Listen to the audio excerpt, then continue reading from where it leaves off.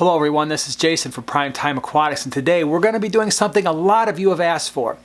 In a previous video we talked about the amount of time it takes to maintain a fish room this size every single week. We also did a video on what it costs to get this fish room up and running. I will put cards for those videos in the upper right hand corner. I will also put links in the description below so you can check those out.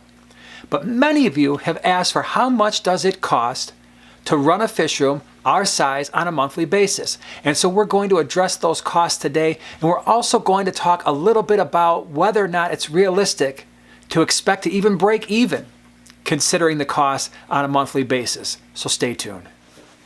So what are those costs? Well, there are a few things that really stand out. Thing number one, water. We change a lot of water in our fish room every single week, and when I looked at our water bill, it went up about $50 a month once we started adding all of these tanks.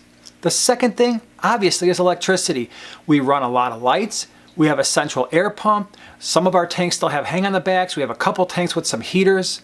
We have a dehumidifier that runs quite a bit in the summertime. And in the fall and the spring, we also have a space heater that has to run from time to time. And so when I look at the average cost of our electric bills, we added about $80 a month to our electric costs to maintain this fish room. The third thing, and something that's really surprising, and it's actually the most costly part of our monthly upkeep, is fish food. Now, I've done a video on fish food before. I've explained all the different foods that we use and why we use them. Again, I will put a card in the upper right hand corner, and I will also put a link in the description below so you can check out that video. But fish food for us, on average, it costs us about $150 a month. Some months are really, really heavy when we're buying in bulk. Some months it's almost no cost. So we've got $80 for electricity, we've got another $30 or so or $50 for water, and we have $160 for fish food. What else? Well, there are those miscellaneous things that come up, like maybe you need some more filter floss for some of your hang on the back filters, or maybe you need a medication. But there are those disposable items that just add to the monthly cost, and that usually means that it's going to be somewhere around $30 to $40 per month on those costs. The other cost that we have, of course, is natural gas. Now, maybe some of you can identify with this if you live in colder areas. How many of you actually keep your house a little warmer so that your fish room stays warmer?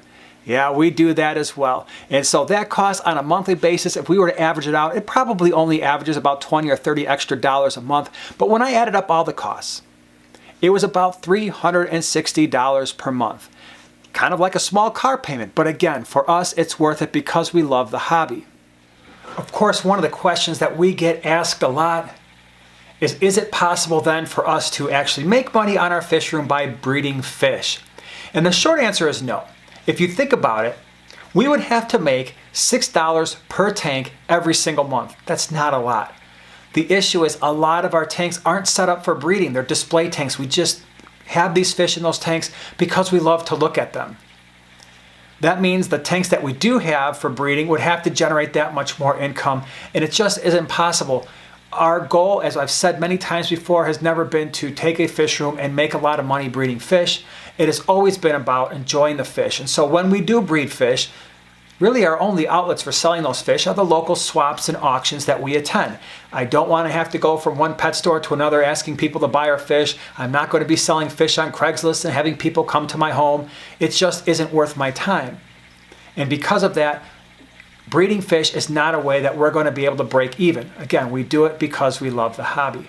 Now, if you noticed, there are some really important things that we have left out so far in this series. Thing number one, we have not even begun to discuss the cost of the fish that you see in our fish room every week. We haven't talked about the plants. We haven't talked about the decorations, the wood, the rocks, the substrate. That will be coming in a future video. The other thing that we really want to do is make sure that we clearly portray the time and the effort and the money it takes to get a fish room like this up and running and to maintain it. For some, it's really easy to see a fish room and say, wow, this is really cool, I want to do that. And we're trying to accurately portray how much it costs and the amount of time that it takes. So if you found this video useful, share, subscribe, and we'll see you in the next one.